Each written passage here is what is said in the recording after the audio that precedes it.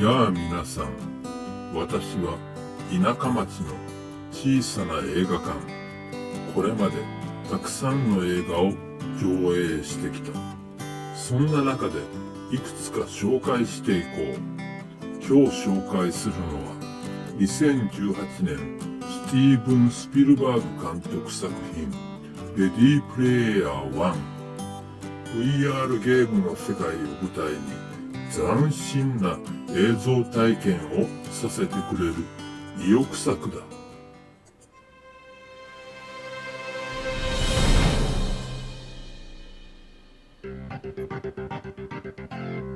時は2045年、世界に貧困が広がる中、人々はオアシスと呼ばれる VR ゲームの世界に生きがいを見出していた。専用のゴーグルを装着して飛び込んでいく世界には、一昔前の映画、アニメ、音楽などが氾濫し、プレイヤーは自分の姿形を好きなように変えて楽しむことができる。目下の話題はオアシスのクリエイターである今は亡きジェームズ・ハリデーの隠した謎を解明して3つの鍵を手に入れること。すべて揃えばオアシスを含むハリデーの資産を丸ごと受け継ぐことができるのだ。その第一の鍵を主人公の貧しい青年ウェイドが手にしたことから、悪の大企業 IOI との対決が始まる。IOI は現実社会とオアシスの両方を支配しようとしているのだ。映画は貧民街に住むウェイドの悲惨な現実世界と、彼がパワフルなプレイヤーパーシバルの名で活躍するきらびやかなオアシスの世界を交互に描いていく。オアシスでのアクションが突然現実の動きにつながるのは、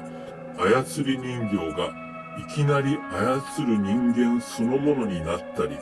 着ぐるみが中の人間になったりするような不思議な感覚だ。主人公ウェイド役のタイ・シェリダンは、名将テレンス・マリック監督のツリー・オブ・ライフでデビューし、人間ドラマで経験を積みながら X メン・アポカリプスといった SF エンターテインメントにも活動の領域を広げてきた有望株。彼の仲間やヒロインを演じるのはとキャスト紹介を続けたいところだが、ここは控えさせてもらおう。なぜならこの映画、オアシスの世界で知り合ったキャラクターが現実世界ではこんな人物だったというのがいちいち絶妙で、役者たちを紹介するとそれだけでネタバレになってしまう恐れがあるからだ。だが登場時から姿がはっきりしている重要な人物、記録映像の中で生きているジェームズ・ハリデーを演じているのがマーク・ライアンスということだけは強調させてもらおう。スピルバーグ監督作品では2016年のブリッジ・オブ・スパイのソ連のスパイルドルフ役で絶賛を浴びた人だ。このルドルフというのは以前の私の E.T. の解説でも触れたように、スピルバーグ映画の中でも極めて E.T. 的なキャラクターだ。取り残されたよそ者であり、なおかつ人を感動させるような能力を持つ者。E.T. の場合は超能力であり、ルドルフの場合は画家としての能力だ。というと、ちょっと地味なようだが、ブリッジ・オブ・スパイの中で、ルドルフの描いた絵は、トム・ハンクス演じる主人公の心を揺さぶる力を持つ。ジェームズ・ハリデーの場合は、よそ者というわけではないが、どこか世間に馴染めないような孤独さ、不器用さが感じられる。何より同じマーク・ライアンスが演じることで、ルドルフにつながる人物と思わせられる。人を感動させるような能力という点では、神に近いと言ってもよかろう。オアシスという世界を作ったのだから。E.T., ルドルフ、ハリデー。これらに共通する寂しい魔法使いとでも言えそうなキャラクター作りは、監督としてのスピルバーグの作家的個性の一つだ。それは例えば、ロバート・ゼメキスが監督したバック・トゥ・ザ・フューチャーシリーズでの魔法使い的な能力者、ドクの元気いっぱいさとの違いを見れば、はっきりするんじゃないかな。ところで、ゼメキスといえば、彼同様にスピルバーグと縁の深い監督であるジョージ・ルーカスともども、キャリアのごく初期に青春映画らしい青春映画を撮っている。アメリカに来たビートルズを見に行こうとする若者を描いた抱きしめたい。一方、ルーカスにはアメリカングラフィティがある。いずれもまだ20代の頃の作品だ。ところがスピルバーグは若い頃に長編の青春映画らしい青春映画を撮ってはいない。それどころか世界的に有名な監督の中では屈指の多作家にもかかわらず、映画作品は大人か子供が主役のものばかりで、